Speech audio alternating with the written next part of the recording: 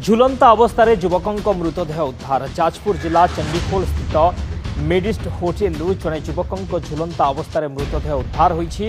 मृतक हेउछंती Bhubaneswar बालकाटी अंचलर ALEAP Kumar Sahu. ALEAP दीर्घ दिन धरी चंडीखोल स्थित होटेल मेडिस्ट होटेल रही आसुथिले। तेबे गतकाली संध्या समय होटेल वेटर चा नहीं रूम को जितेबाला जाइथिले रूम भितर लॉक होइथिला। होटेल कर्तृपक्षर संदेह हेबारु बड़चना पुलिस को खबर देइथिले। घटनास्थल बड़चना पुलिस पहुंची रूम खोलिबा पर झुलंता अवस्था युवक मृतदेह उद्धार होइछि।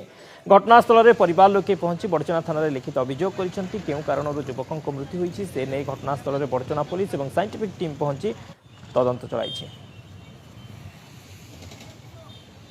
संदेह तो सुसाइड करसंती किंतु डिप्रेशन रे किसी एमती धमका धमकी कर फोन करी डिप्रेशन रे फोन कर काली जड़े फोन कर मिसबिहेव कर डिप्रेशन रे सुसाइड कर आम वेटर पिला जाए रिसेप्शन में खबर देला जे से पिला कबाट खोलु ना लोक तापर आम समस्त आसिलु आसिक बेल फेल माइलु सी आ कौन प्रकार खोलिले ना तापर आम थाना रे इनफॉरमेशन कलु एमती जड़े कबाट खोलु ना बहुत समय हो गलानी थाना आईआईसी आसिले।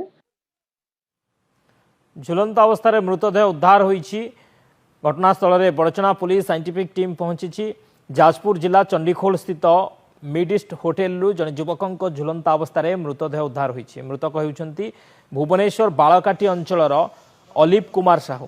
अलीप दीर्घ दिन धरी चंडीखोल स्थित होटेल मेडिस्ट होटेल रही आसुथिले। गतकाली संध्या समय होटेल वेटर चा नहीं रूम को जितेबाला जाइथिले रूम भितर लॉक होइथिला। होटेल कर्तृपक्षर संदेह हेबारु बड़चना पुलिस को खबर देइथिले।